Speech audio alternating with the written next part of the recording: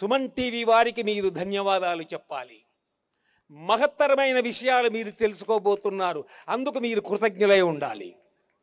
మీరు మీ భార్యల్ని గౌరవించాలనే విషయం తెలుసుకోవాలి. అప్పుడు దేశం సుభిక్షంగా ఉంటుంది. అలాగే స్త్రీలు మీరు మనం వద్దన్నా వాళ్ళు మనల్ని గౌరవిస్తారు. వాళ్ళ హృదయాలు చాలా విశాలమైన హృదయాలు. వాళ్ళు భూదేవికి ఎంత క్షమ ఉంటుందో, క్షమయా ధరిత్రి, కాబట్టి అంత దయ ఉంటుంది వాళ్ళకి. దయ వాళ్ళ సొత్తు. కాబట్టి వాళ్ళు ఎలాగూ మనల్ని ప్రేమిస్తారు, గౌరవిస్తారు, ఆదరిస్తారు, పూజిస్తారు, నమస్కరిస్తారు, అన్నీ చేస్తారు. కానీ మనం వాళ్ళని గౌరవించాలి, పూజించాలి. శివరాత్రి నాడు మనం ఏం చేస్తాం గురుగారు? ఉపవాసం చేస్తాం. ఎందుకు? జాగారం చేస్తాం. ఎందుకు? ఏం కావాలి? జాగ్రత్తగా వినండి. ఒక అరగంట మన సొమ్మేం పోదు, వస్తుంది. ఎక్కడ పనికొచ్చే సొమ్ము అక్కడ పైన పనికొచ్చే సొమ్ము వస్తుంది. జాగ్రత్తగా వింటే చేయాల్సింది ఏమీ లేదు, వినడము, హరనామ స్మరణ చేయడము. మనకేం కావాలి? మనకి ఉపనిషత్తుల్లో ఒక కథ ఉంది.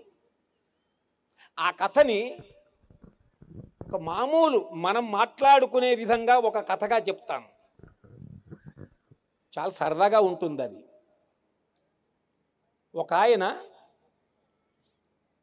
అమెరికాకు వెళ్ళాడు. మనవాడే, మన తెలుగువాడే.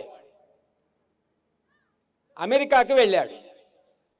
అక్కడ బాగా డబ్బు సంపాదించుకున్నాడు, ఇంగ్లీషు బాగా నేర్చుకున్నాడు, తెలుగు మర్చిపోయాడు.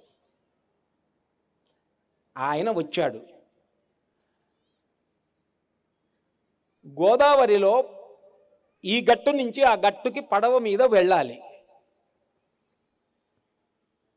అక్కడికి వచ్చాడు. ఒక పడవవాడు అక్కడ ఉన్నాడు.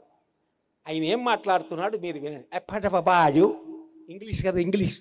ఏ బోటువాడు, come here, do you understand English అన్నాడు. తెలుగు ఆయన. నాకెక్కడ వస్తుంది బాబు, మేము ఇంగ్లీష్ అని మాకెక్కడ వస్తుంది బాబు అన్నాడు ఈయన. ఇంగ్లీష్ రాదా, ఎట్లా బతుకుతావు అన్నాడు. సరే, ఈ గట్టు నుంచి ఆ గట్టుకు వెళ్ళాలి, ఏం తీసుకుంటావు? ఏదో అడిగాడు, ఇస్తా అన్నాడు. ఎక్కాడు. పడవ వెళుతోంది. పడవ వెళుతుంటే ఇంగ్లీష్ ఆయన, అంటే మన తెలుగు ఆయనే సార్, తెలుగు ఆయనే. ఏ పడవవాడు, ఒక పాట పాడు అన్నాడు.